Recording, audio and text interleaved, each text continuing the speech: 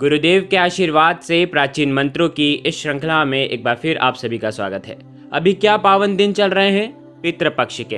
पितरों को प्रसन्न करने का अद्भुत मौका, अद्भुत समय, और साथ ही साथ अश्विन मास के कृष्ण पक्ष की अष्टमी तिथि यानी कि पितृपक्ष के दौरान माता लक्ष्मी का व्रत जो समापन होता है, उस दिन आपको क्या उत्तम उत्कृष्ट उपाय करना चाहिए। सनातन धर्म में अश्विन मास का विशेष महत्व होता है। इस माह को धर्म कर्म की दृष्टि से खास माना जाता है।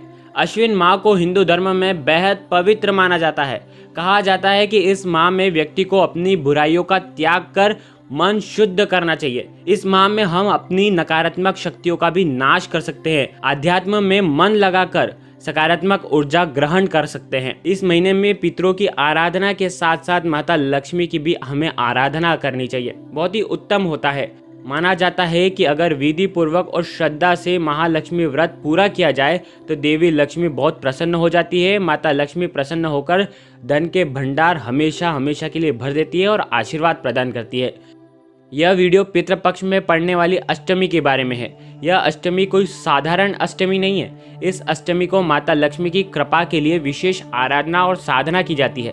जो जातक पूरे मन से लगातार विधि विधान से इसका पूजा करता है, इस व्रत के उपाय करता है, तो उसके जीवन में आ रही धन संबंधित परेशानियों से उसे छुटकारा मिलता है।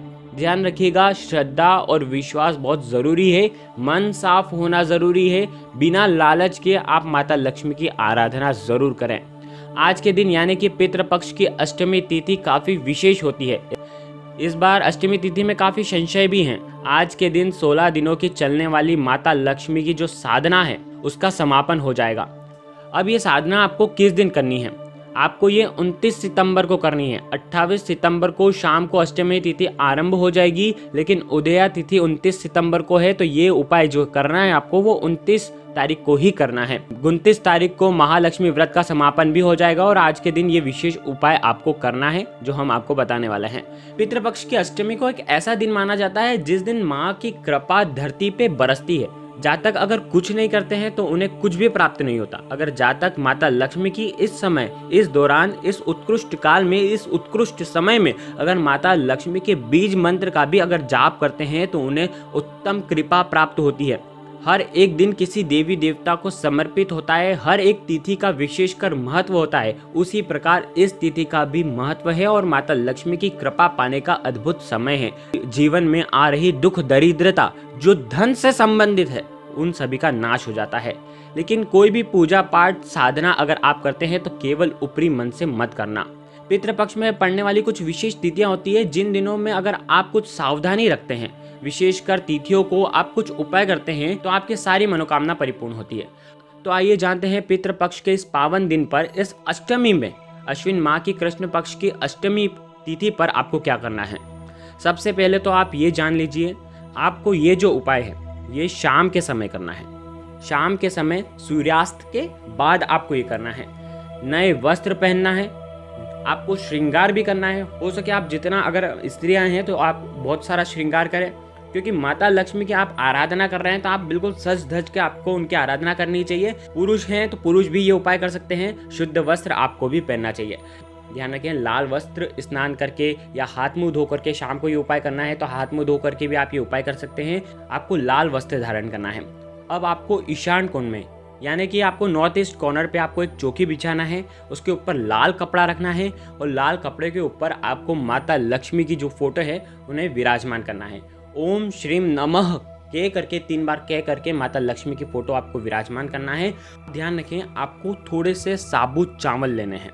अब आपको 7 जगह या 11 जगह वो चावल रखने हैं। थोड़े थोड़े चावल आपको सब जगह रखने हैं। जैसे 7 जगह रख रहे हैं तो 7 जगह रखें, या 11 जगह रख रहे हैं तो और अच्छी बात है। थोड़े थोड़े से साबुत चावल रखें। हर बार रखने पर आपको ओम श्रीम नमः का जाप करना है।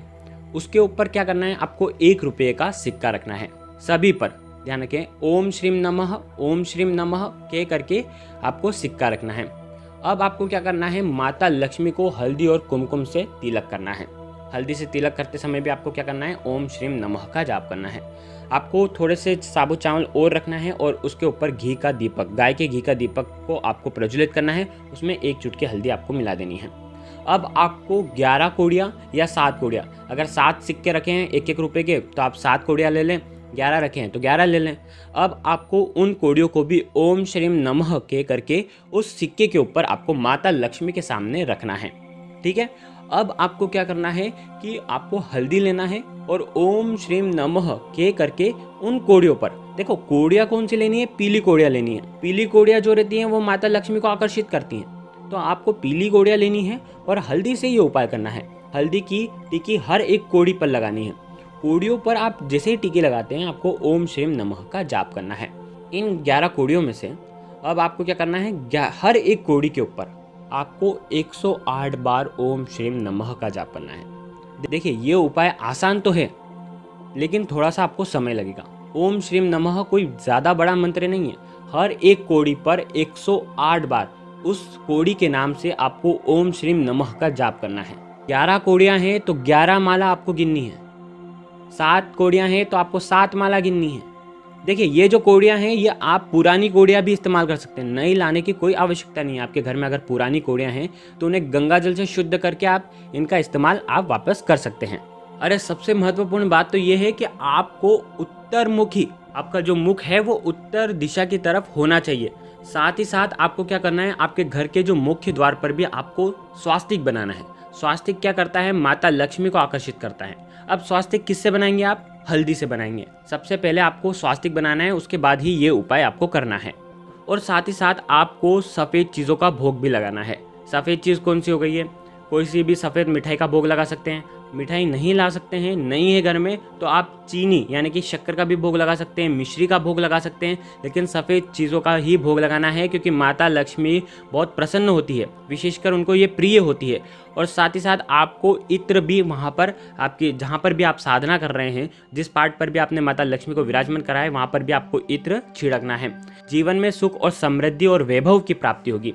कोड़ियों की जो उत्पत्ति हुई है वो कहाँ से हुई है, समुद्र से होती है, और माता लक्ष्मी की उत्पत्ति भी कहाँ से हुई है, समुद्र से हुई है। तो कोड़ियाँ जो हैं वो विशेषकर माता लक्ष्मी को अति प्रिय होती हैं। अब आप इन सभी उपायों को करने के बाद अब आपको क्या करना है, धन संचय के लिए माता लक्ष्मी से प्रार्थना करना है। स्थिर लक्ष्मी का वास हो, अष्ट लक्ष्मी का हमारे जीवन में हमारे घर में वास हो, ऐसी माता लक्ष्मी से प्रार्थना करनी है। और दारिद्र्यता बहुत दूर हो जाए, हमारे जीवन में कभी दारिद्र्यता आए ही नहीं, ऐसी हमको प्रार्थना करनी है।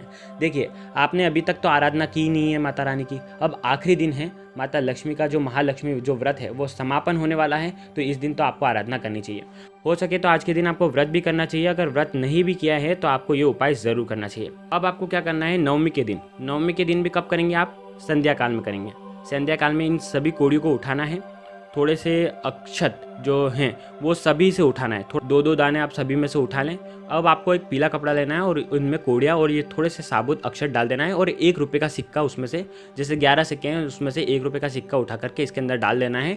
और आप जहाँ पर भी धन रखते हैं वहाँ पर ये चीज़ रख सकते हैं। आपके दुकान के गले में भी रख सकते हैं, या आपके घर के जो मंदिर है वहाँ पर भी ये पोटली रख सकते हैं। बाकी के जो चावल हैं वो आप आपके घर की छत पे डाल दें। जो ये साबुत चावल हैं कोई भी पक्षियाँ खा लेंगे, उसे ग्रहण कर लेंगे तो उसका भी आपको पुण्य मिलेगा। और बाकी के जो 10 सिक्के हैं, 2 सिक्के आप गौशाला में दान कर दें, 2 सिक्के आप मंदिर में दान कर दें, 2 सिक्के आप गरीबों को दान कर दें, पर किसी न किसी को आपको दान करना चाहिए। इन दिनों क्या होता है, माता लक्ष्मी की कृपा जो है वो पृथ्वी पर पड़ती है, तो ऐसे में हमें माता रानी के इस उत्कृष्ट दिनों को खोना नहीं है। ये आए हैं तो उत्तम उपाय करना है, बड़े ही आसान उपाय हैं, ये हम कर सकते हैं। और साथ ही साथ अंत में माता लक्ष्मी की आरती भी उतारें।